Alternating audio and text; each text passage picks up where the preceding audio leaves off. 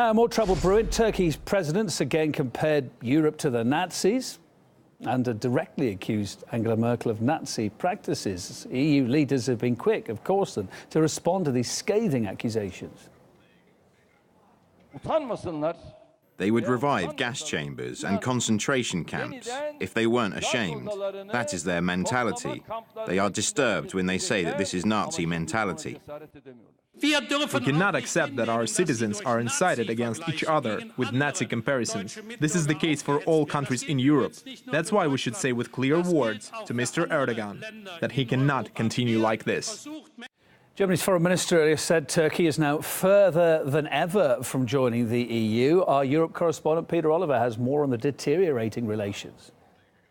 It seems at the moment like each new week brings a new barrage of Nazi name-calling coming from Ankara, from Turkey towards European nations. This week, it does seem that it's Germany that's come in for President Erdogan's ire. We've also seen one of the main Turkish newspapers run with a front cover depicting German Chancellor Angela Merkel as Adolf Hitler.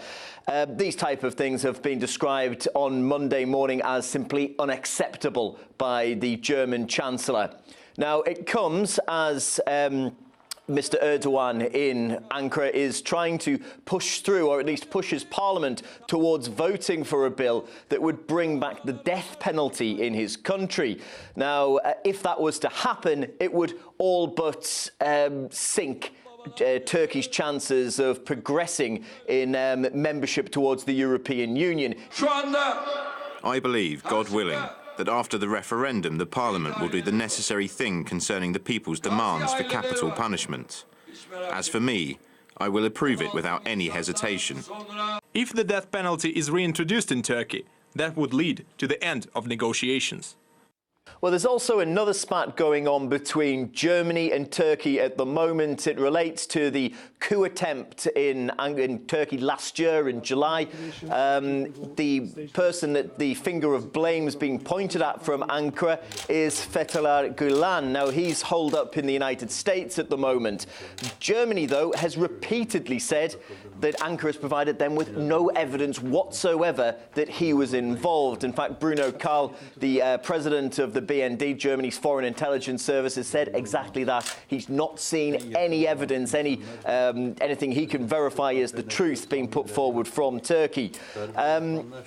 This whole diplomatic row, though, and essentially a breakdown in diplomatic relations between European nations and Turkey, stems and has its root in the upcoming referendum that'll take place in April. And President Erdogan's been doing his best to make sure each one of them votes for him. However, what this has meant is we've seen countries like Germany, like the Netherlands, ban rallies taking place here, trying to get those voters on side. And that's resulted in some of the harshest diplomatic language, well, certainly not diplomatic language at all, coming from all sides. The European Union and several countries in Europe are bringing back the atmosphere of World War II.